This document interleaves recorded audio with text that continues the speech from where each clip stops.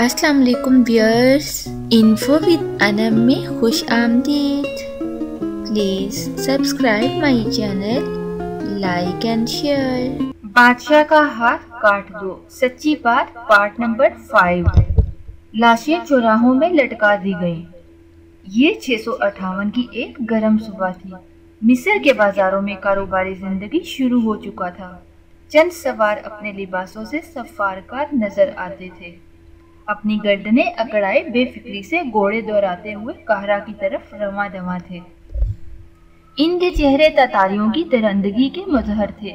रास्ते में इनका वास्ता पनाह गजीनों के इन तबाह हाल काफिलों से पड़ रहा था, जो बगदाद की तबाही के बाद मिस्र के गली कोचों में अमन की कोई जगह तलाश कर रहे थे। जो ही इनकी नजर पनाह गजीनों के किसी काफिले पर पड़ती, इनके चेहरे खुशी से यूं चमक उठते जैसे दरिंदे अपने शिकार को जिंदगी और मौत की कश्मकश में देखकर खुश होते हैं। इन पनाह गजीनों ने तातारियों की दरिंदगी के मुजाहरे अपनी आंखों से देखे थे, इसलिए वो तातारियों से खौफजदा थे। इनकी आमद की खबर सुनकर इनकी जुबान से यही अल्फाज निकले थे, तातारी आ गए, तातारी आ गए। तातारी सफीरों की आमद का मतलब तबाही और बर्बादी, हालांकि ये वही मिस्र था जिसने सलाहुद्दीन अय्यूबी की क़यादत में यूरोप के ईसाई अफवाज को जिल्लत से दोचार किया था। इसी मिस्र ने चंद साल कबल 7वीं सलेबी जंग में शाह फर्रांस को इबरतनाक शिकस्त दी थी, लेकिन आज मिस्री मुसलमान भी इस फितने की कुव्वत से लर्ज रहे थे जिसने दरियाए जीहो से फर्रात तक आलम इस्लाम की ईंट से ईंट बजा दी थी। ये फितना तातार था जो चंगेज खान की सूरत में नमूदार हुआ और अब हलाकू की सूरत में मुसलमानों के लिए मुस्तकिल खतरा बन चुका था।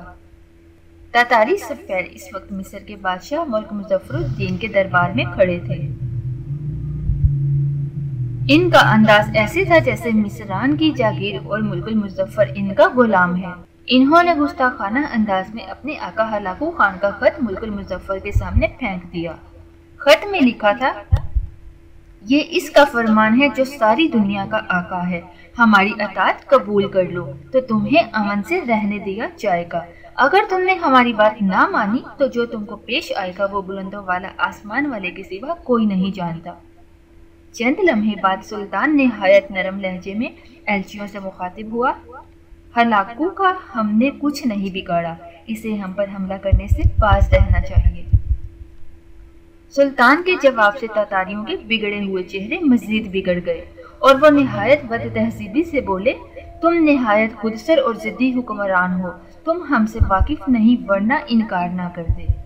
एलचियों का लहजा सुल्तान की बर्दाश्त से बाहर था।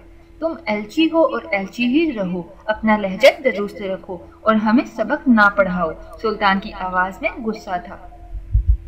सुल्तान की बात सुनकर तातारी एलची गुस्से में चिल्लाने लगे, तुम हमारी बात नहीं मानोगे, हमारी ताकत और शजाअत के अफसाने शायद तुमने नहीं सुने।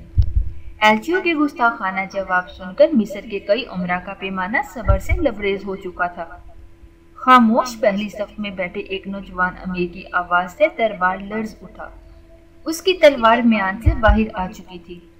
अगर मुझे सुल्तान का लिहाज ना होता तो अल्लाह की कसम मैं तुम्हारी गर्दनें तुम्हारे दर्द से अलग कर देता। नौजवान की आवाज जोशो गजब से लर्ज रही थी। सुल्तान मुअज्जम, इनका रवैया सफारती आदाब के मुनाफी है। शायद खोखों ने अपने सिपाहियों को इंसानों के कत्ल के सिवा कुछ नहीं सिखाया, वरना ये इस तरह यहाँ चिल्ला ना रहे होते। मुझे इजाजत दें कि इनका सर काटकर लाशें कहरा के चौराहों पे लटका दूं, ताकि आइंदा हलाकू अपने सफीरों को मिस्र भेजते वक्त सफारती आदाब जरूर सिखाए। ये अमीर जिसकी तलवार बड़े दरबार में मियान से बाहर आ गई थी और जिसने तातारियों की लाशों को इबरत का निशान बनाकर मिस्र के चौराहों पर पहले भी लटका दिया था, मिस्री अवाम के लिए नावाकिफ नहीं था। अभी चंद साल कबल मंसूरा के दरमियान में लड़ी जाने वाली 7वीं सलेबी जंग में इस नौजवान की हैरत अंगेज हरबी चालों से ईसाई लश्कर को इबरतनाक शिकस्त हुई थी। मंसूरा का ये मर्द मैदान जिसका बचपन गुलामों की मंडियों में बिकते हुए गुजरा, अहले मिस्र की धड़कनों में बसता था। लोग इसे अमीर रुकनुद्दीन बेबरस के नाम से जानते थे। बादशाह का हाथ काटने का क्यों कहा गया? جاننے کے لیے دیکھتے رہیے بادشاہ کا ہاتھ کاٹ دو پارٹ نمبر 6۔